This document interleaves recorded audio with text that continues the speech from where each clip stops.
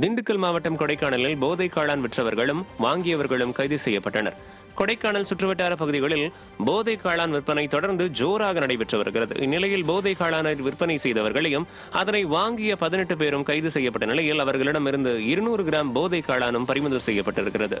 போதை காளான் வாங்குவதற்காக யாரும் கொடைக்கானலுக்கு வர வேண்டாம் என காவல்துறை எச்சரித்துள்ள நிலையில் போதை காளானை விற்பனை செய்யும் வியாபாரிகள் மீது காவல்துறை என்ன நடவடிக்கை எடுக்கப் போகிறது என்று பொதுமக்கள் கேள்வி எழுப்பியுள்ளனர்.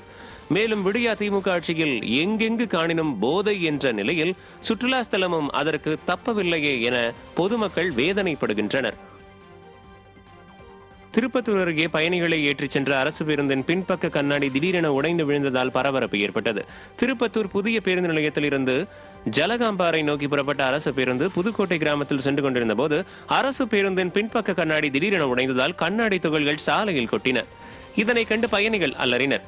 இதனைத் தொடர்ந்து பேருந்து ஓட்டுநர் பயணிகளை இறக்கி மாற்று பேருந்தில் அனுப்பி வைத்தார். விடியா திமுக அரசின் கீழ் செயல்படும் போக்குவரத்து துறை பழுதான பேருந்துகளை சரி செய்யாமல் இயக்குவதால் பொதுமக்கள் அச்சத்துடன் பயணிக்க வேண்டிய அவல நிலை ஏற்பட்டுள்ளது. விழுப்புரம் மாவட்டம் திண்டிவனம் அருகே நிலத்தை போலி ஆவணங்கள் மூலம் தயார் செய்து விற்பனை செய்துள்ளதாக விடியா திமுகவினர் மீது பொதுமக்கள் குற்றம் சாட்டியுள்ளனர். பெரும்பாக்கம் ஊராட்சியில் நெடுஞ்சாலை ஓரமாக உள்ள குட்டை புறம்போக்கு நிலத்தை தங்களுக்கு சொந்தமானது போல விடியா திமுக ஒன்றிய செயலாளர் வேலாயுதமும் கரசனூர் முன்னாள் ஊராட்சி மன்ற தலைவர் கல்யாண சுந்தரமும் போலி ஆவணங்கள் தயார் செய்துள்ளனர்.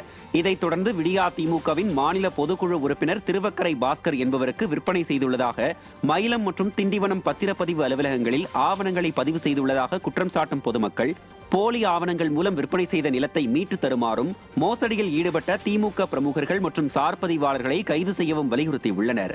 விடியா ஆட்சி வந்ததில் இருந்தே திமுகவினர் மோசடியில் ஈடுபடுவது அதிகரித்து வருவதாக பொதுமக்கள் குற்றம் சாட்டியுள்ளனர்.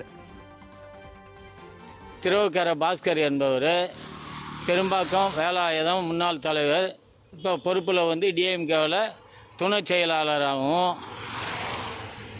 இறையூர் கரசானூர் கல்யாண சுந்தரம் பெரும்பாக்கம் குற்றப்புறம்போக்க போலி ஆவணங்கள் தயாரித்து தனி பத்திரங்கள் ஒன்று தயாரித்து இதை 1 கோடி ரூபாய்க்கு பொறுமான சொத்தை மோசடி செய்து விற்பனை செய்துள்ளார்.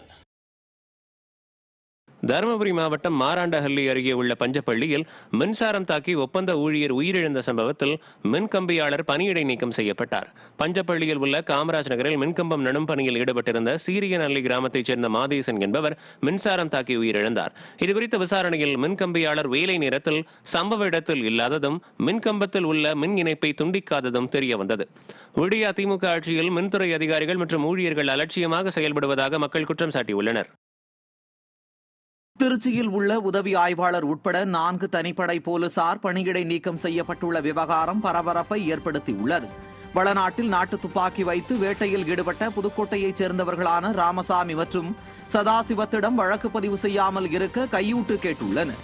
இதைத் தொடர்ந்து 1,25,000 ரூபாய் கையூட்டு பெற்ற தனிப்படை எஸ்ஐ லியோ ரஞ்சித் காவலர்கள் ஷாகுல் ஹமீது, வீரபாண்டி மற்றும் மணிகண்டனை பணி நீக்கம் செய்து திருச்சி எஸ்பி உத்தரவிட்டிருக்கிறார். மேலும் இதுபோன்ற குற்ற செயல்களில் ஈடுபடும் காவல்துறையினர் மீது கடுமையான நடவடிக்கை மேற்கொள்ளப்படும் எனவும் எஸ்பி அருண்குமார் எச்சரித்துள்ளார். சென்னையை அடுத்த தாம்பரத்தில் மின்சார ரயில்கள் பகுதி நேரமாக ரத்து செய்யப்பட்டதை அடுத்து மக்கள் சொந்த வாகனங்களில் பயணம் செய்ததால் ஜிஎஸ்டி சாலையில் கடும் போக்குவரத்து நெரிசல் ஏற்பட்டது. தாம்பரம் ரயில் நிலையத்தில் நடைபெற்று வரும் மறுசீரமைப்பு பணிகளுக்காக பகுதி நேரமாக மின்சார ரயில்கள் ரத்து செய்யப்பட்டன.